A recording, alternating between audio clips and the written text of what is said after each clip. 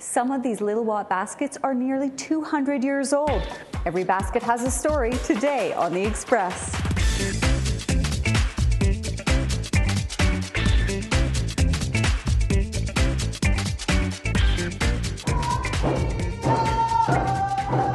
Coming up, a celebration of art, starting with the new collection.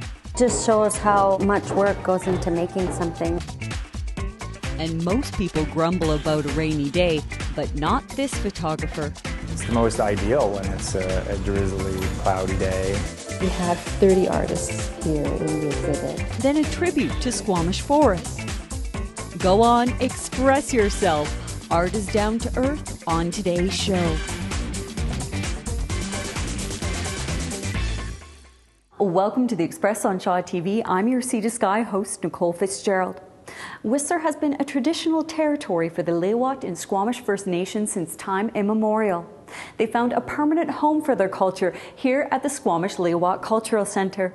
We're going to learn more about their new basket weaving exhibit in just a moment. But first, photography is not about what you can see. It's about what you don't see, and it takes a photographer to point it out.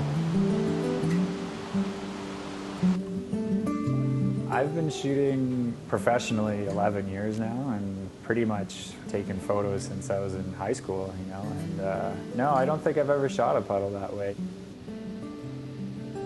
Just a puddle, or at least that's how the average eye sees it. A waterfall is just a waterfall, and a tree is just a tree.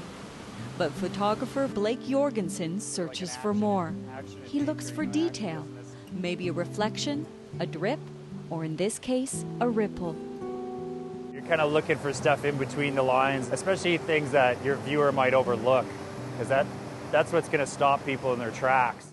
It's this attention to detail that led to this Whistler legend commanding the covers of powder in skier magazines, as well as running six-figure shoots for advertising clients like Rossignol and Nike. It's this unique way of singling out what is often passed by that elevated a career in sports action photography to images of fine art. Blake travels the globe shooting in China, Africa, Nepal, Chile, Australia, and Alaska. But today his lens is fine art focused on Whistler. His favorite shutter setting scene, Rainbow Falls. It's the most ideal when it's a drizzly, cloudy day. Having a nice layer of rain on everything just makes the highlights pop, and actually overcast is just like a nice big studio softbox. The majority of all the landscape images that I shoot of Whistler and the outdoors all kind of get done in the fall. It's a good way to get creative and come up with ideas and recharge for the long winter coming up. This particular image, I think it was shot last fall. As the leaves turn, so does Blake's career, here at the Adele Campbell Gallery in Whistler, where he launches his new collection, an almost 4-year-long effort that will soon show in galleries across Canada. Feel what it's like. You know what it's like to be there as a Whistler person. What we've come up with is a limited edition collection of my favorite and best material. I've really pushed and racked my brain to try and get the photos to look the way that I want to. We have these resin-coated pieces that are actually made by another artist that coats them individually, so each one is actually a one-of-a-kind.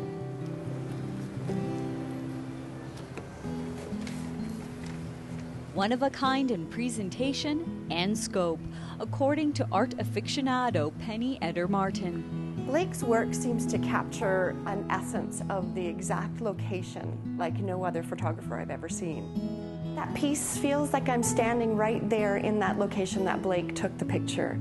I can almost hear the footsteps of the man walking while he's carrying his child.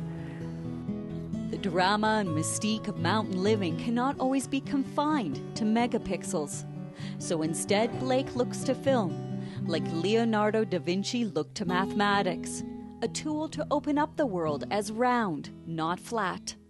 The bigger pieces in here are all shot on film, large format cameras. You know, out shooting today with the smaller Nikon cameras is a great way to experiment, and digital gives you the freedom to move around and find shots, but once you kind of have found shots that you really love, or I love, I'll tend to go back with the bigger cameras that are a little bit more painstaking process. After visiting Rainbow Falls countless times over the years, Blake's eye finally made its mark here and captured it on film. Sometimes you don't quite know what the photo is going to be. You just sort of recognize that there's some details there. I basically just stop when I feel like I can't improve on it. Perfection and detail, a balance of perfect proportions found in the hands of Whistler's own Vitruvian man.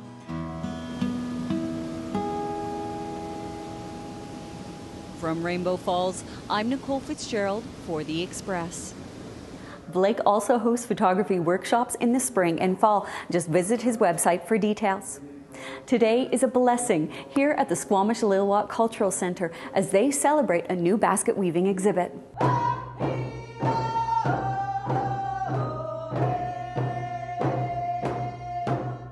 So today we're having a launching of the Lil'wat Nation basket weavings, and it wouldn't be happening today without the donators of the Whistler Blackcomb Foundation and Economical Western Diversity. We're very fortunate because some of these have never been shown in public before. It looks like you're making some moccasins here. Yes, I am. And how did you learn how to make it? An elderly lady on my reserve. She taught me all that I know here, and her name was Edlina Williams. They're all from the Lil'wat Nation, and some of them are as old as 200 years old, and they can be used for a very long time, for like berry picking or cooking or just storing your different types of ornaments. Well, this material looks a lot different than things that we've been looking in the exhibit. What are you working with? I'm working with pine needle. It's off of the ponderosa pine tree. And is this something you collect yourself?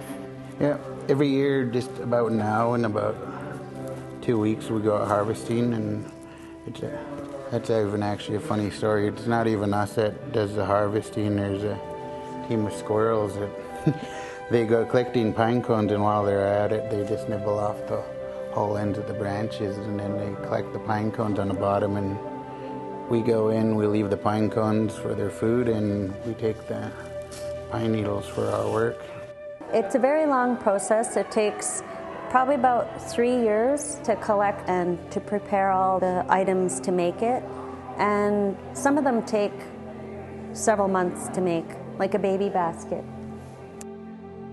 And so why do you do it? I want to keep our culture going. I want my grandchildren and the younger ones to know that they are the First Nation of this land.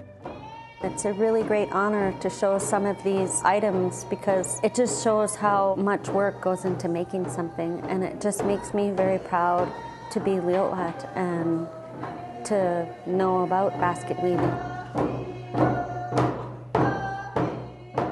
A Tale of Two Nations. The centre pays tribute to both the Squamish and Lil'wat nations. The Lil'wat mainly work in cedar, while Squamish works in wool.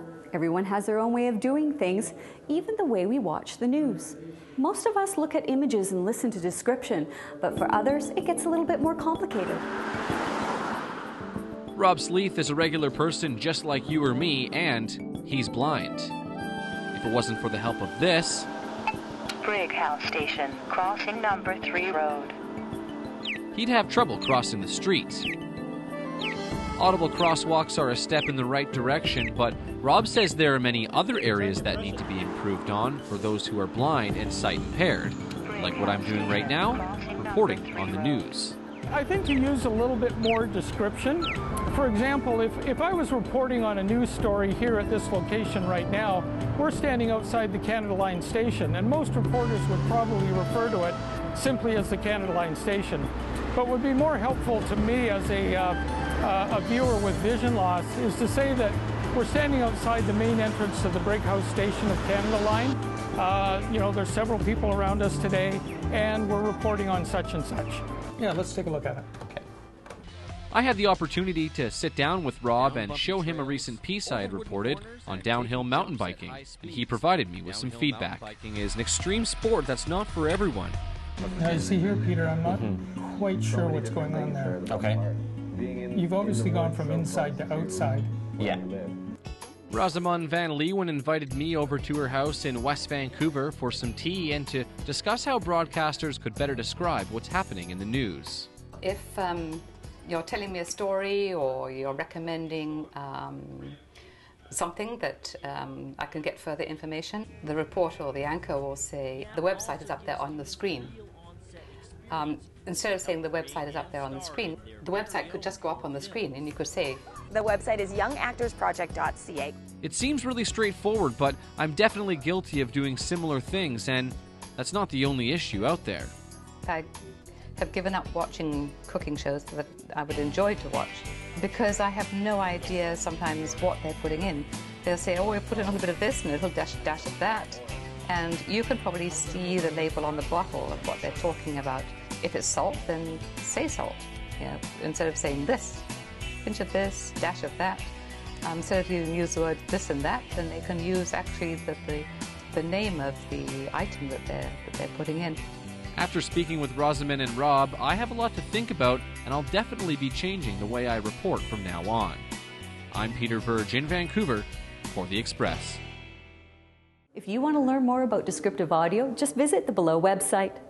You are watching The Express, and today we are celebrating and blessing a new weaving exhibit here at the Squamish Lil'wat Cultural Centre.